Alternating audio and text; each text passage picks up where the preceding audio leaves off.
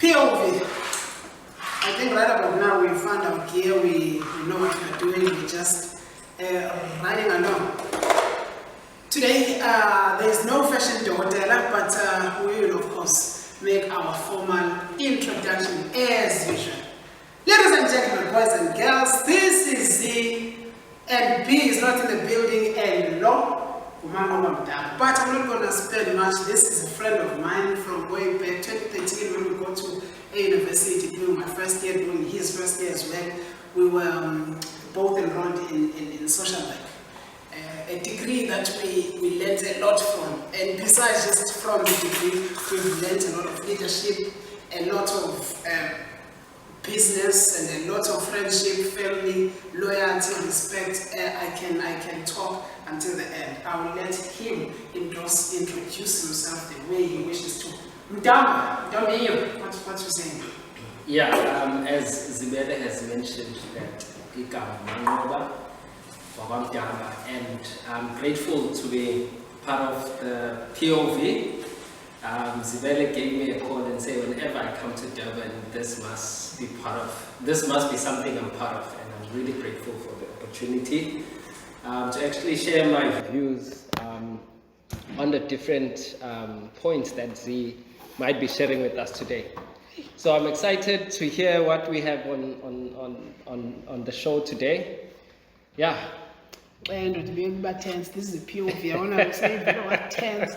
Madam, thank you for joining us. Thank you very much for joining us. I think right about now, you know I am an addict. Yeah. I drink a lot of this, and but it's unhealthy. Do you have any concerns over your friend? Yeah, I want but it's unhealthy, but if it gets the job done, then it's good. My God. It gets the job done, it's good. Okay, today Umganam was just asking me, Zanzibar, what are we going to be talking about? Here at the POV, we don't usually say a topic beforehand about what we're going to be talking about. So I said, nah, it's going to be a surprise. I just want to wing it. So what I wanted to talk about is, I think yesterday there was a protest for our artist. Asking the government to vola, a hashtag vola president. If we post this after 3 days, don't kill me. This was recorded just after what had happened. So our artists are complaining. They are saying president must open events. At least they must be 70% capacity. What's your POV on that? I think I must first mention that these are just my personal views. It's your POV, no one is ever wrong. My personal views. Exactly. It's not associated with anybody. Yeah, but I think if churches were open, I think they also have the right to generate their their income. Churches are open. Churches have a maximum of 50 people. So churches have been. So government did realize that.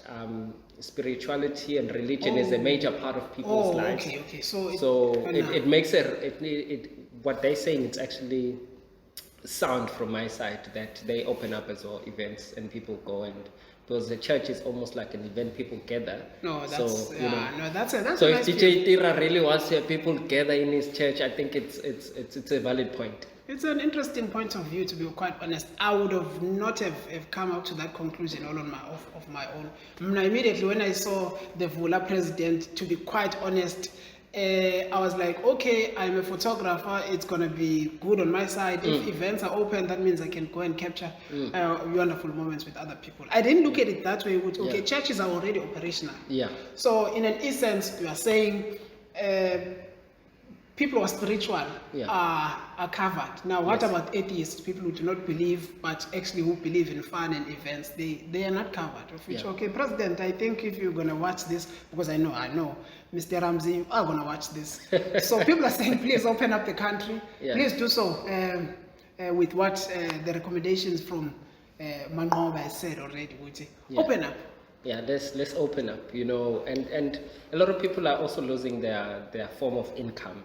It's starting to becoming uncomfortable.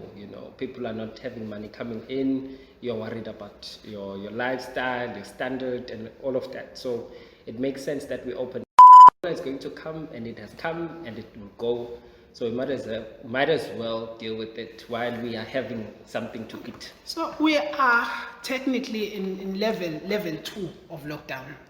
Technically, I would say technically, because mentally and any businessically, anyway, I've been operating it. I forgot a long time. I just sanitize for the sake of sanitizing. If I get it, I get it. That's my POV. To me, it is. I just render it as flu. It is just flu. It will come and go. So within this lockdown level 2, what is it that you think is still under lockdown? Is there anything that is valid? Okay, this is still under lockdown. Yeah, I think we can't run away from that. It's not only just flu, but it's also dangerous to people who have underlying conditions, like asthma, HIV, and all of that, who have weak immune systems. So for that reason, I think we must be able to protect that group in some way. So having your mask on and sanitizing, having smaller groups of people, that should still be applicable up until we get to a point where we are saying we free, Well, that's your POV, man. But look, when it comes to me, to be quite honest, I'll have to be selfish. It's my POV. I do not have any underlying sickness. But there are people whom I'm around, my family members, some of them. Even my mom is an elder, more than 60 years of age. So I might be worried about. But where exactly would you say, okay, there mustn't be a lot of people in this particular place? Is there any place or any organization where you feel like, okay, here there shouldn't be any crowd?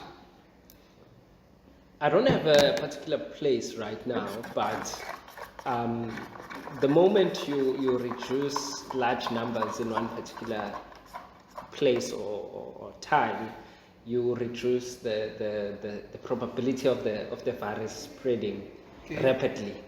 So like having churches at 50, having events maybe at 70, having shopping centers with the reduced number of customers, just managing that is good, because we can't just ignore the fact that corona actually exists, because there's some people who've died out of it. Okay, an interesting thing is that I've noticed about the issue of masks. Yes. I once saw a post by a gentleman who visited China. He's a South African DJ. I don't want to mention his name. Maybe it might be wrong for me to do so. But his observation was that in Japan, he went to Japan. In Japan, the moment you've got a flu, not even corona. At that time, there was no coronavirus. Yeah. At least COVID-19. Yeah. So he mentioned that in Japan, immediately you've got a flu, no one tells you to wear a mask. You do that out of your own consciousness, just to make sure that other people do not get the flu. And I thought that was brilliant. Yeah. I think in places like Japan, they right about now they're already used to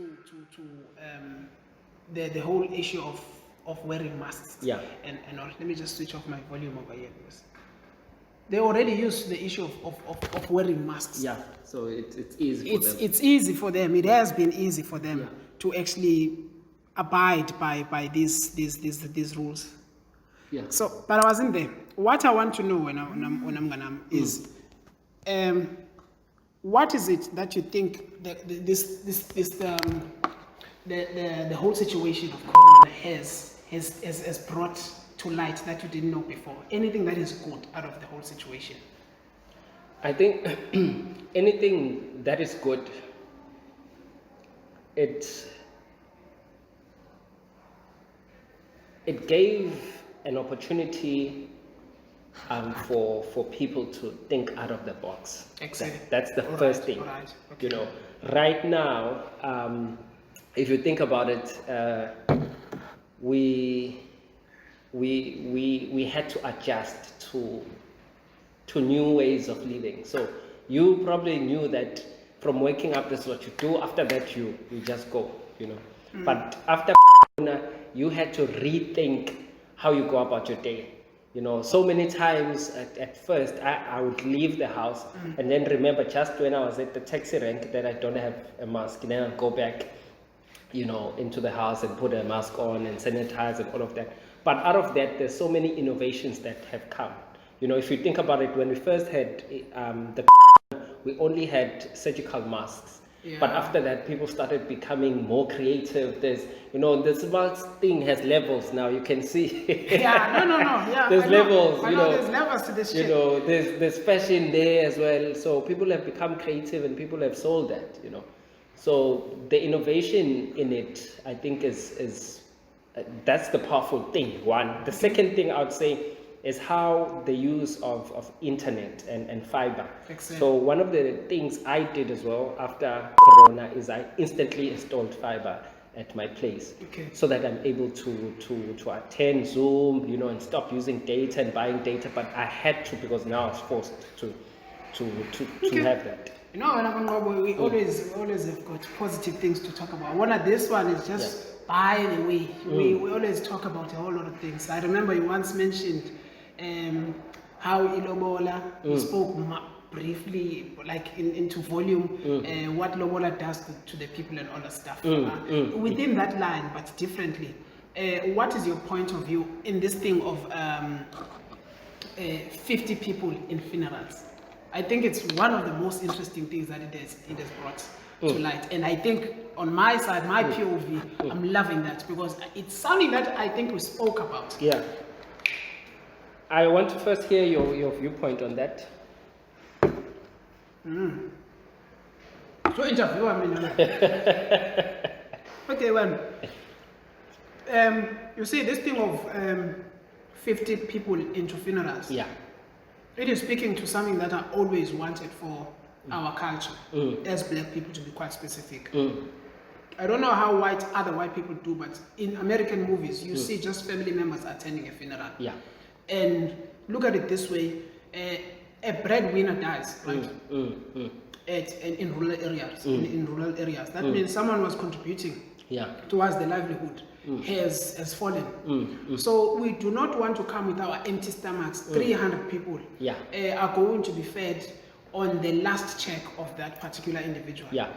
In as much as it is culture to feed people, I think by then it's time to actually change and actually bring some food to the family that has lost someone, especially if it's a breadwinner.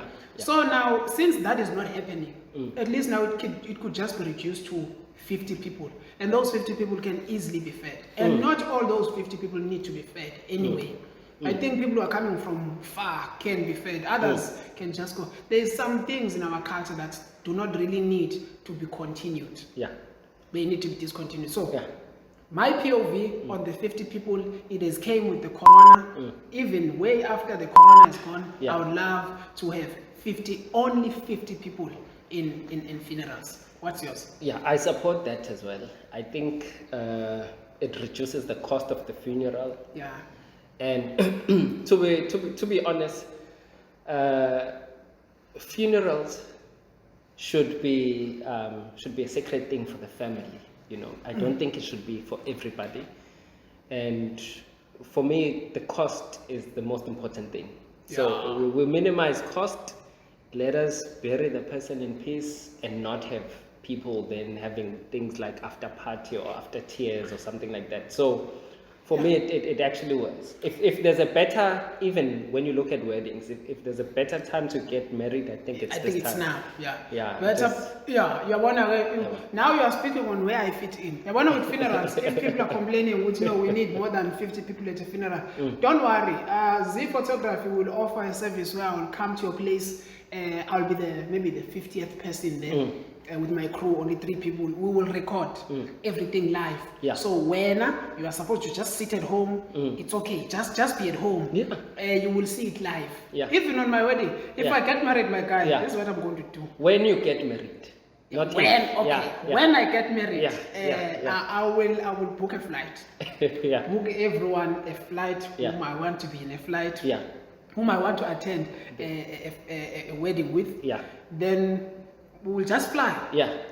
Probably from Durban to Cape Town. Within that 2 hours, we're going to say our vows, eat, and by the time we land, everything is done. We don't have time for people who will be scavenging here. No, the rest of the people will probably watch a video. I support that.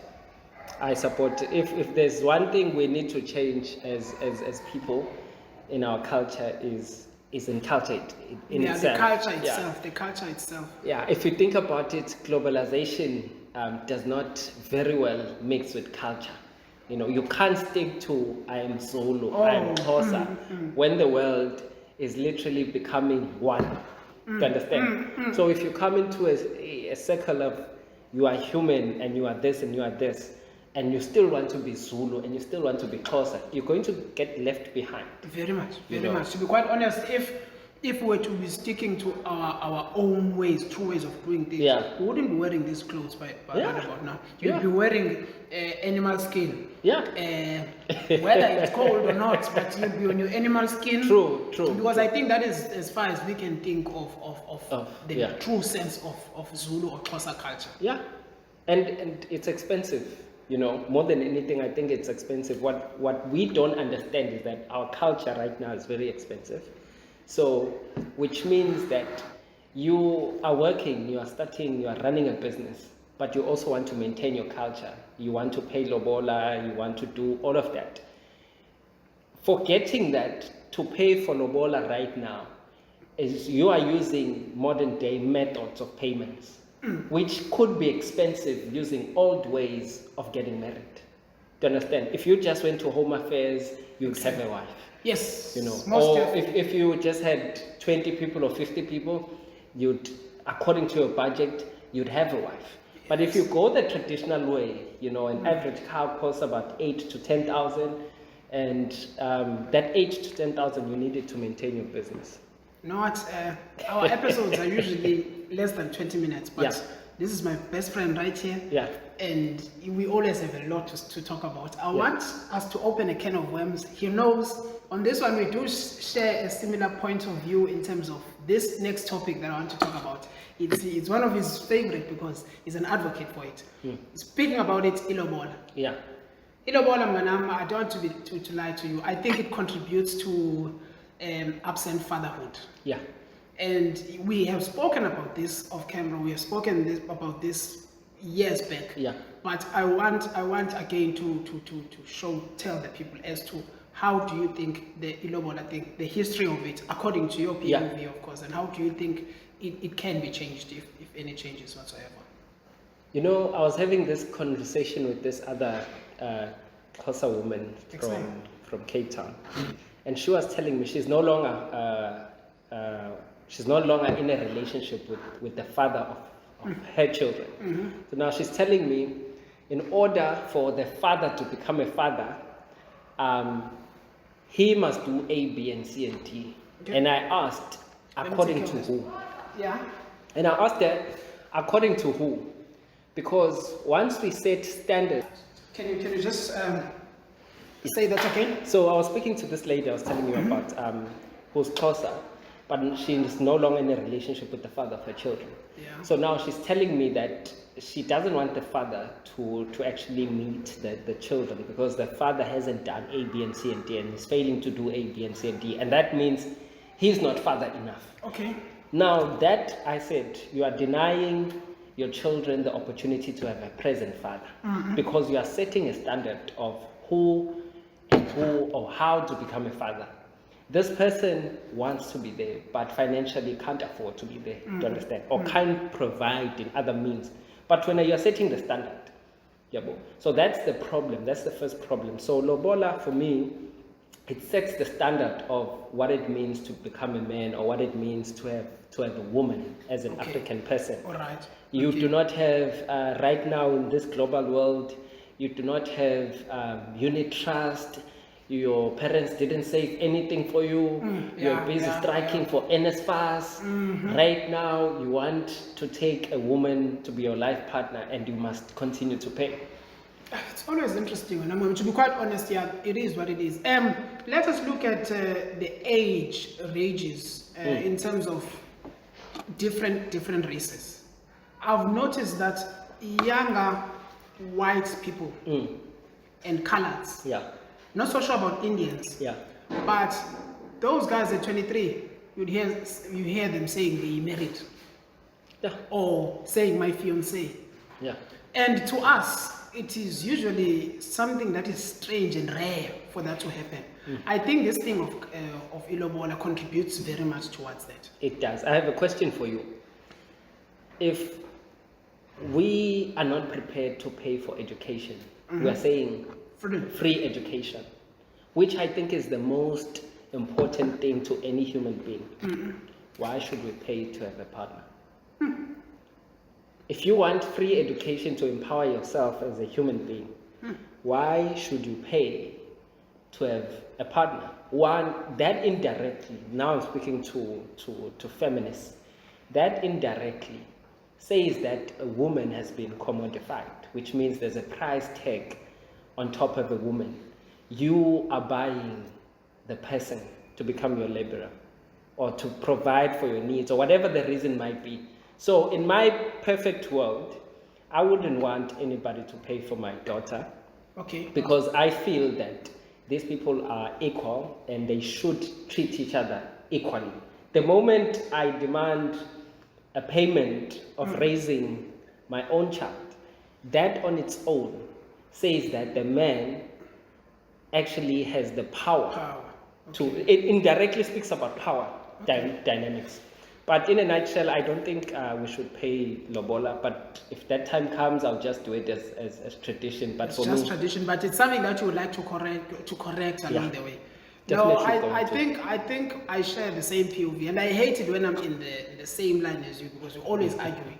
And I think we have the best conversations when we are in the far ends of agreements. Yeah. But on this one, to be quite honest, I share the same view with the gentleman Manqoba here. Is that our culture, especially the tradition of ilobola, is taking us a bit back. It has lost its value. This is my POV, by the way. It has lost its necessity. It has lost its gist as a whole. it's run its course. It has ran its course. We don't want to find ourselves going to white people or coloreds just because they, I don't want to say cheap, but they do not put a price on love. They rather love, and if you want to go to Home Affairs and pay your 75 rands, and then you book a photo shoot here at Z Photography to have wonderful memories captured. I don't think it would be nice. Like, for instance, the lady that I'm with right now. Yeah. Maybe, and just maybe, by now I would have long time. You'd be married. Yes, you'd be married. You know, because there is nothing of financial barrier that is put. It's not only about finances. The love is there, but there is a lot that you cannot do. There is a lot of privileges and rights and responsibilities that you cannot do to someone whom you haven't paid the bridal price or the lobola for. You know, Z, this takes me to what this conversation I'm currently having with a number of people. I think financial literacy as not a fancy term to speak about, but as the actual thing, as a people, we need to first accept that we do not have that knowledge. We do not have knowledge about finances. We get paid, we receive money. If you can tell me right now, between when you were born or between the moment you could understand this is money and right now, how much have you received as income, money coming to you, and how have you used that? There's always going to be different views. You know, I was just speaking. A typical example is that we speak about white privilege. We speak about, there's a number of things in South Africa that we speak about, but we neglect the fact that poverty in its own plays a huge role, and culture plays a huge role. This is where I'm going with this. If you think about it, if you are receiving money right now, you still have to pay lobola. That is culture. You still need to feed maybe 3 people who are not employed at your home. That is part of poverty, maybe aligned with history and stuff. So at what point do you be on the same line or same start as John, who just has to think about himself diverse his money and put it in some apartment and do Yeah. that and do And that and do invest. that and invest and Invest. start a business, fail, wake up again. So that on its own it has to do with also financial literacy, understanding that we can't be emotional about certain things. You know, the moment you start being employed or you start receiving income, you want to remove a history of generational poverty in one instinct.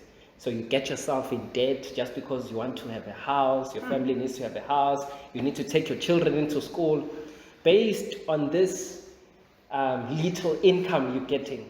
You know, someone else in your same shoes can only afford maybe a car and apartment, but you are building a house, you're buying a car, you're taking children to school. No. So Yeah, there's a lot of work to be done. We can discuss a whole lot of things in terms of culture, and of course it always has to circulate around finances. Just to wrap up everything, we've spoken about the hashtag Vula President, we led to Indaba Zolobola, the culture, funerals, weddings, financial literacy. With that being said, this is the fashion doctor is not in the building today, but we had Manqoba Mdamba, my man, my friend, my brother from another mother. My main man, to be quite honest, there's a whole lot of things that we've done with this guy. Opened businesses, closed, tried and tested by life, led. We have a lot to talk about. He's definitely going to join us for other POVs. It's always nice to pick on his brain and get his POVs. Thank you for joining us, my man. Thank you for having me, Z. Thank you. He flew all the way from Cape Town to Durban to have the episode as well, and I'm grateful for that. All right. With that being said, thank you. Thank you, brother. Yeah, let's continue eating our tennis biscuits as well as Zamasin. Thank you. Yeah. Yeah.